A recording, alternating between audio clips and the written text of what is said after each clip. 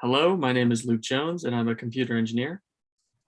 Hi, I'm Ezekiel Wu, and I'm a civil engineer. I'm Gal Mendoza, and I'm also a civil engineer. And I'm Adrian Gutierrez. I'm a civil engineer as well. Today, we're going to be displaying our product, Clean AF. It is a low-cost factory air filtration system.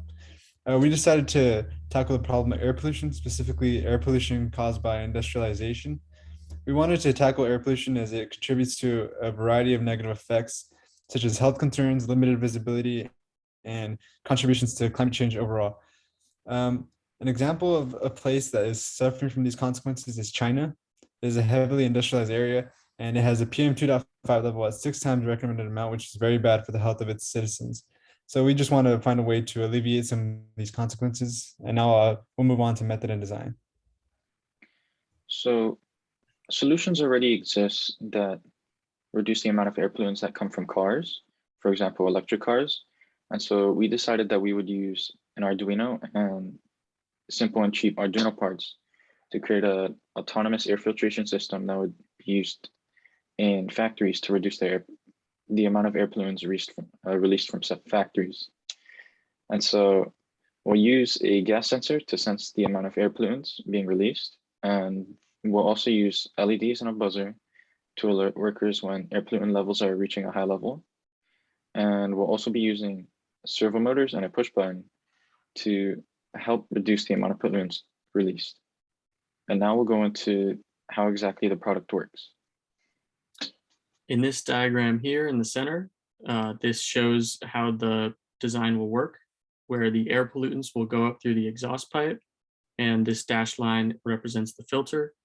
And once the filter goes bad, this gas sensor will read higher levels of CO2, which will activate a buzzer and an LED to alert the workers that the filter has gone bad. And at the same time, it will move the door up to block off the exhaust pipe so no gases are released into the atmosphere. And it will also open this overflow tank so that no buildup happens inside of the tube. To make sure that this works, we implemented a circuit to activate the LEDs and buzzer through digital pins. And we have the gas sensor reading an analog value, which we use down in our code over here to sense if it goes over a critical CO2 value. And once it does, it activates our system. And then once the button is pressed, it resets our system. So the door goes back down to cover up the overflow tank and the air pollution can go out normally. And then it loops again until the air filter goes bad and then repeats the process. And now we're going into our testing results. So far, we've already been able to do a calibration test on our MQ2 sensor. So now we already know that the gas sensor can actually discern between environments.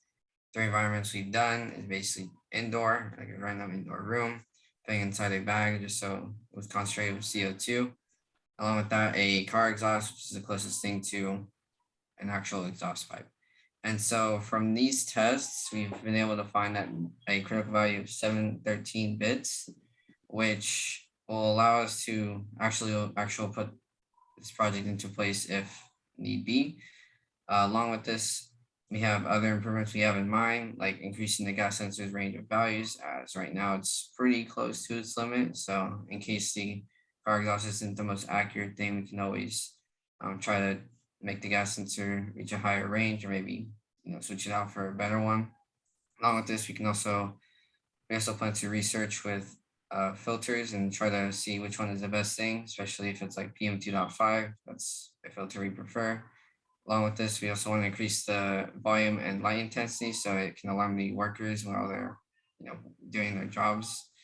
And along with this, we also want to create a safety box to hold the circuit so it doesn't get harmed while it's doing its job. And so if you guys have any questions, you guys can always contact us. But if that's all, then I thank you for your time.